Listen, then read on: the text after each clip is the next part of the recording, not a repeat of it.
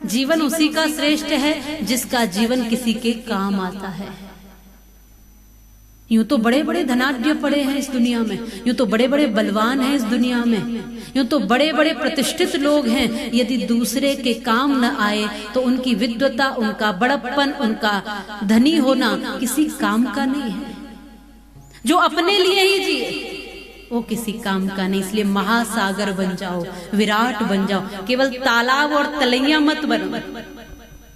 तालाब का पानी सूख सकता है लेकिन सागर का पानी कभी भी सूख नहीं सकता है। इसलिए अपने भाव सागर की तरह विराट रखो कि जो है आपके पास वो बांटने की कोशिश करो, जो है देने के लिए वो देने की कोशिश करो। भाव अपने ऐसे सुंदर बनाकर रखो, क्योंकि इस धरती पर हमेशा नहीं रहना है। कल मैंने कहा था ना कि ये सब कुछ हमारे लिए तो है पर हमारा नहीं है। हमारे लिए है, सब कुछ हमारे लिए, पूरी वसुंधरा हमारे लिए, लेकिन हमारा नहीं है। कुछ दिन के लिए मिला हुआ है, जब तक चल रही है सांसें तब तक ठीक है, और नहीं तो पानी का सा बुलबुला है। बहुत ज्यादा हस्ती नहीं है इस शरीर की। शरीर माध्यम खलु धर्म साधनम, यदि माध्यम बना लिया जाए, साधन बना लिया जाए तो ये अपने साध्य तक भी पहुंचा सकता है, और यदि माध्यम ना बनाया तो ये मिट्टी का लोथड़ा ही है और इससे ज्यादा कुछ भी नहीं है। ये समझ लिया जाए बस। आज है, कल जरूरी नहीं है कि रहे। किसी भी चीज की ये गारंटी है कि आज है तो कल रहेगी? किसी की भी। जीवन है, धन है, जो कुछ भी दिखाई दे रहा है वो सब है क्या? बोल दो थोड़ा सा।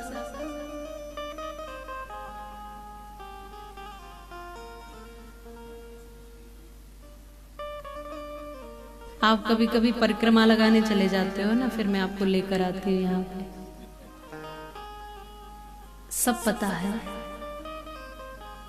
फिर भी आदमी को आदमी क्यों प्यार देता आदमी, फिर आदमी को आदमी क्यों मार देता आदमी, आदमी को देखकर क्यों जी रहा है आदमी, और फिर आदमी के ही खून को क्यों पी रहा है आदमी। यदि किसी को मारना ही है तो मारिए एहसान से, हाथ में क्या आएगा अगर मार दोगे जान से। जान का मारा हुआ कभी लौट के आता नहीं, और एहसान का मारा हुआ कभी सिर उठाता नहीं। सताता जो गरीबों को उसे बलवान मत समझो, उठाता जो गरीबों को उसे बलवान कहते हैं।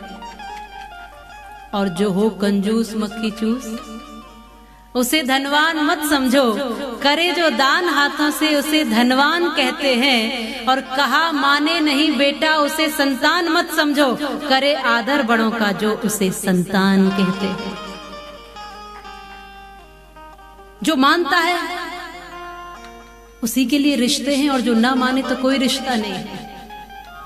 कथा कहती है कि राजा हरिश्चंद्र ने तो अपना सब कुछ दे दिया था, केवल एक वाणी के लिए, एक वचन के लिए, एक वचन के लिए।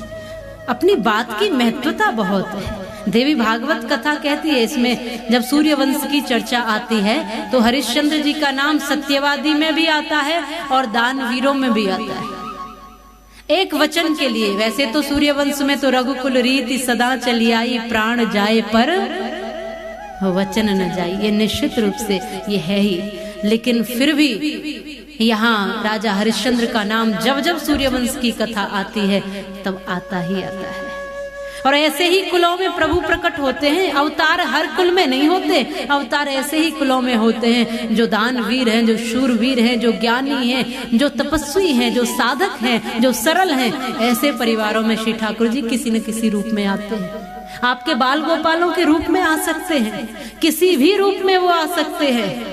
इसलिए ऐसे सरल, ऐसे तपस्वी बन जाओ। बहुत बड़ा तप है राजा हरिश्चंद्र का। विश्वामित्र जी ने मांग लिया, तुम दे सकते हो कुछ? कहा कि जो आप कहो वो दूंगा, तो अपना पूरा राज्य मुझे दे दो। पूरा का पूरा राज्य। राजा हरिश्चंद्र ने कुछ नहीं कहा और सिर झुका दिया। जैसी आपकी आज्ञा।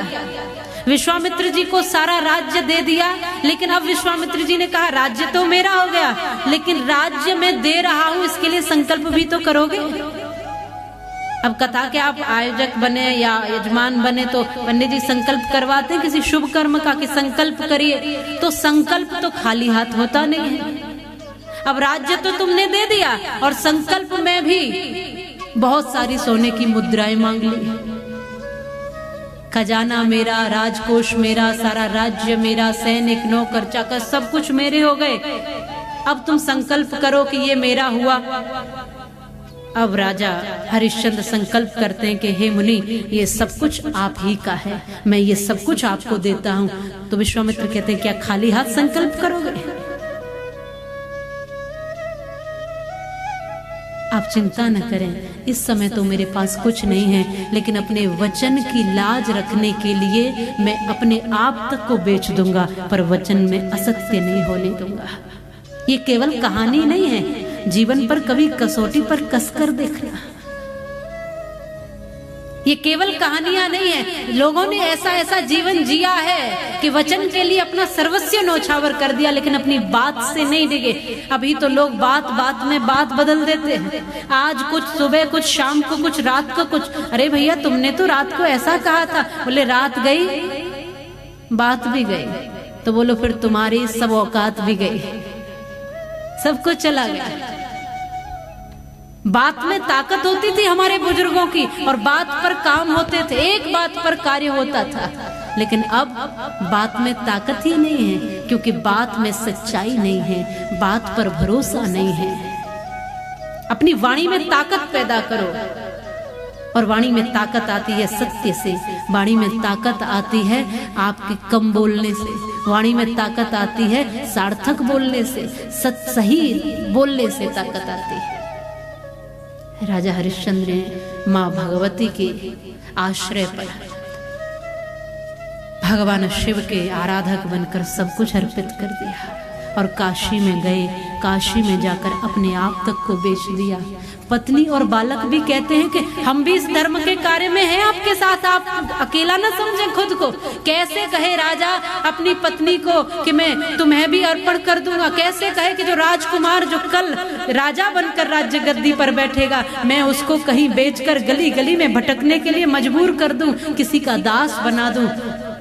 राजा हरिश्चंद्र नहीं कह सकते थे मेरा मुझ पर अधिकार है, मेरी पत्नी और पुत्र को नहीं बोल सकता कि तुम भी मेरे साथ इस महल से चलो। पत्नी और पुत्र आगे होकर कहते हैं महाराज आप चिंता मत करना, हम आपके साथ हैं। धर्म पत्नी वही होती है जो पति को धर्म के मार्ग पर चलाती है, और ये सही है। यदि पति की जेब से पैसा ना निकले तो आप खींच के निकलवाया करो। मंदिर में जा रहे हो ना, तो ऐसे मत आओ, यहाँ मंदिर में कुछ न कुछ दो।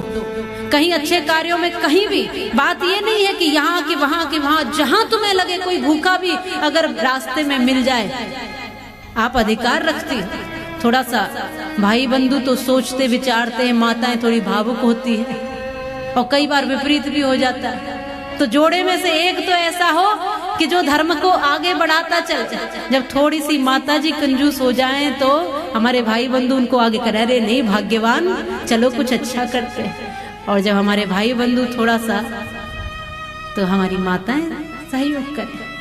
पत्नी ने कहा कि मैं धर्म पत्नी हूँ, मैं धर्म में आपके साथ हूँ। धीरज धर्म मित्र और नारी, आफत काल परखिए। पत्नी का पता तभी चलता है जब गरीबी है, विपरीत परिस्थिति आ गई, तो पत्नी साथ देती है कि नहीं देती है? अगर साथ देती है तो सही मायने में वो आपकी संगिनी है, जीवन संगिनी, धर्म संगिनी। और पति की परख करना है तो जब पत्नी बीमार हो, अस्वस्थ हो, तब सोच देखो। जब पति बीमार होता है तो पत्नी तो खूब सेवा करती है, लेकिन पत्नी अस्वस्थ होगी तो कहां से किसको बुलाएगी? संगिनी और साथी का मतलब तो यही होता है, दोनों जोड़ा, दोनों एक। मैंने कल भी जैसे गृहस्थ पर पूरी चर्चा थी, तो ये दोनों एक समान हैं। यहाँ कौन किसकी सेवा कर रहा है विषय ये नहीं है, यहाँ दोनों मिलजुल कर अपने गृहस्थ की गाड़ी को आगे ले जा रहे हैं, ये विषय है। तो जब बीमार पत्नी हो तो पति कितना ध्यान रखता है, तब परख विपरीत परिस्थिति में होती है लोगों की। पुत्र और रानी साथ मिलकर चल दिए और काशी में जाकर के चौराहे पर खड़े हैं, देख रहे हैं वाट और कह रहे हैं कि हमें कोई खरीद लो, हम यहाँ अपने आप को न्योछावर करने के लिए खड़े। राजा हरिश्चंद्र तब तक खड़े ही है, विश्वामित्र आ गए, अभी तक संकल्प पूरा नहीं किया तुमने। महाराज थोड़ा सा समय दीजिए। एक ब्राह्मण वहां से निकला तो ब्राह्मण ने कहा कि इस देवी को मैं अपने साथ ले जाता हूं, ये मेरे घर भोजन बना दिया करेगी। वो महारानी किसी के घर भोजन बनाने के लिए तैयार हो जाती है। एक बात इसलिए आप सब याद रखना, न जाने जीवन में कैसी परिस्थिति कब आ जाए, कब राजा रंक हो जाए और रंक राजा हो जाए, इसलिए हर परिस्थिति के लिए तैयार रहना। और विशेषकर माताओं के सामने तो जीवन के कदम कदम पर चुनौती है, कदम कदम पर पीड़ाएं हैं, उनके लिए सदैव सजग रहना होगा। ये महारानी कहती है कि मैं चलने को तैयार हूँ, मेरे पति का संकल्प पूरा होता है, मैं भोजन बना लूंगी। कहाँ दास दासियां एक इशारे पर तमाम व्यंजन लाकर रख देते थे, आज वो स्वयं भोजन बनाने चली। पुत्र पीछे से छोटा बालक है रोहित, रोता रोता कहता है माँ मैं तेरे बिना नहीं रह सकता, माँ मुझे छोड़ के मत जा। माँ की आंख में आंसू आ गए। ब्राह्मण से प्रार्थना की मेरा बालक है, इसको भी खरीद लो और थोड़ा सा धन और दे दो। कुछ और मुद्राएं दी और आज बालक और ये जो तारा है वो दोनों ब्राह्मण के घर गए। वो बालक छोटी छोटी सेवाएं करता है, पुष्प लाता है, ये ब्राह्मणी के घर भोजन बनाती है। और यहाँ चांडाल ने हरिश्चंद्र को खरीद लिया और पूरी जब स्वर्ण मुद्राएं हो गई तब विश्वामित्र जी का संकल्प पूरा किया और अपनी सेवा में लग गए। ये नहीं पता था कि ये विश्वामित्र परीक्षा ले रहे हैं, उनको तो लगा था कि एक क्षण में सब कुछ समाप्त हो गया। राजा थे कल तक, आज भिखारी जैसी स्थिति हो गई, पहरेदार बन गए शमशान के, चांडाल बना दिया राजा हरिश्चंद्र को। पर संकल्प पूरा हुआ और यहां तक ही बात नहीं रुकी।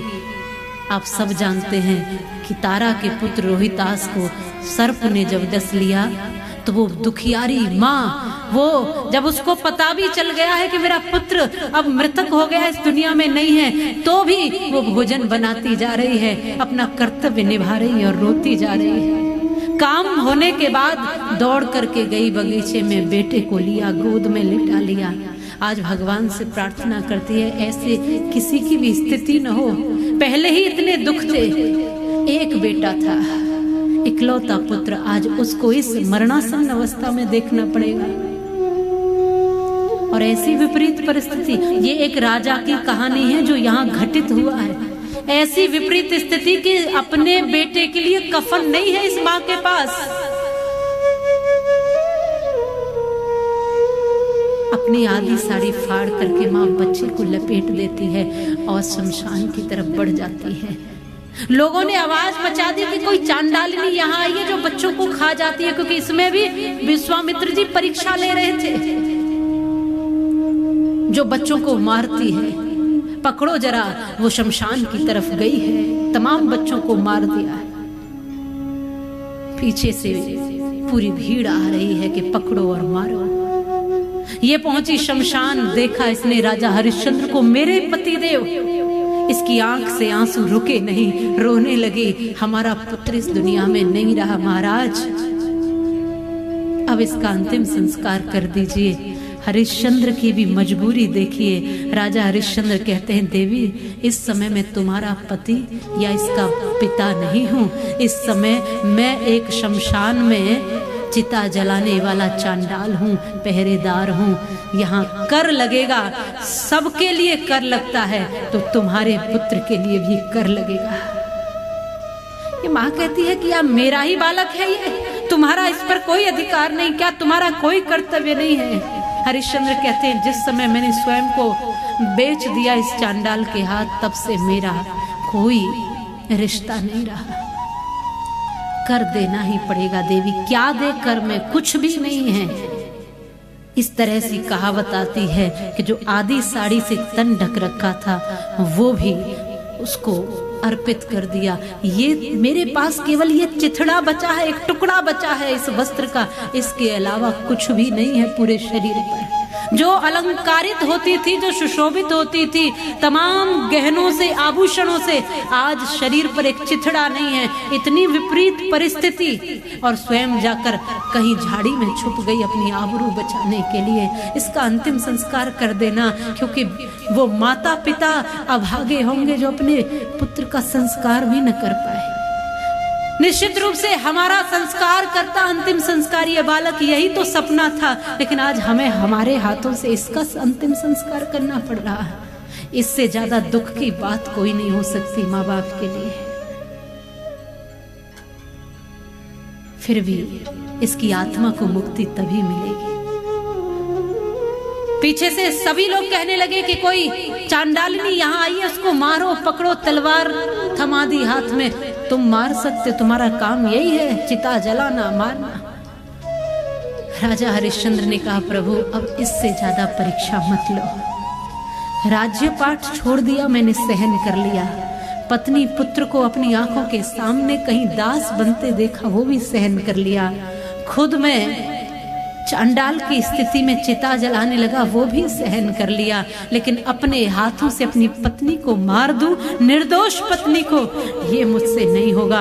अगर मेरा पुत्र अब चिता पर जलेगा तो 2 चिताएं और तैयार कर ली, हम दोनों भी बस इसी चिता में जलकर अपने आप को बस आहूत कर देंगे। अब जीने का लक्ष्य क्या रहा?